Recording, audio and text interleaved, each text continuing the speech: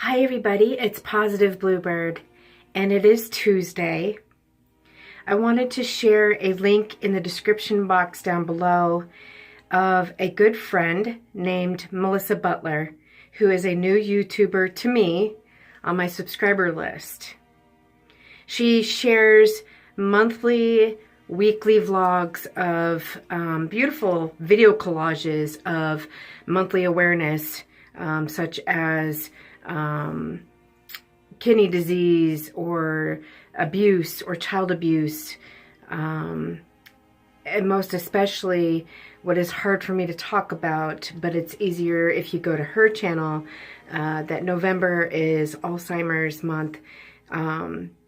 As my grandmother was my best friend in the 70s and 80s, she taught me how to sew. She introduced me to the Wizard of Oz. And learning to cope with disabilities is easier said than done.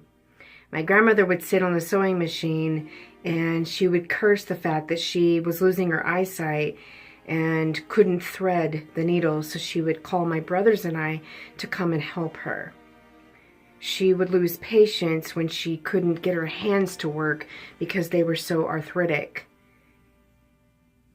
But in the early 80s, when I was just 13 or 14 years old, I heard my grandmother running the water for quite some time in the bathroom. She came out and had a cold rag on the left side of her face, and she was mumbling and not making any sense. I went to the stairs in the kitchen, yelling for my parents to come help. They ran up the stairs quite quickly. I don't remember from there if they called emergency or took her to the emergency room. I later found out that she had a stroke and then later turned into Alzheimer's, and she died in the nursing home. I miss her every single day. She was my rock, my savior in the house when I was scared of thunderstorms and lightning, and scared of the monster in the house.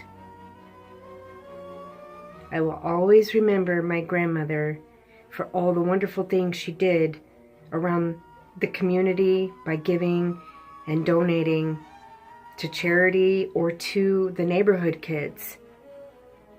My grandma used to make Cabbage Patch doll clothes, and she would take a tea-tack and tack them up on a dry board and then allow the community to come in and pick and choose and buy what they wanted for their dolls. She taught my three brothers and I how to do patchwork and make our own quilts. I don't know where my quilt is. It's somewhere, but it's deep down in my heart that I remember what she has taught me that I will never forget.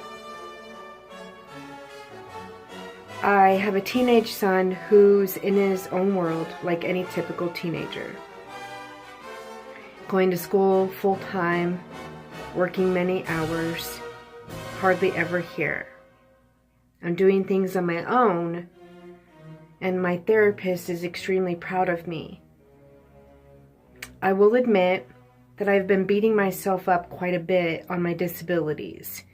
This morning it started off kind of bad for me where I was vacuuming and lost my balance and stepped back and tipped over my hot wax melting pot, and then had to scrape the wax, had to wash it, had to clean up the carpet.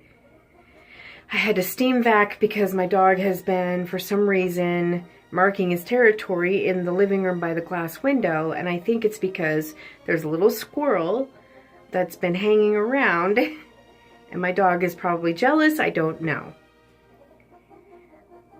Medicaid hardly pays for anything, so I'm doing a lot of things on my own, and I think today I will make a compromise chart for my son and I, that since he's my personal care assistant, it would be nice if he could help out a little bit more. A lot of us parents, are disabled or not, have to reach some kind of compromise with other family members and ask for help, and sometimes we don't do that often enough. Pay attention to your loved ones. Pay attention to your family. Because remember, those that care for you might need to be cared for later. Peace out and stay positive, everyone.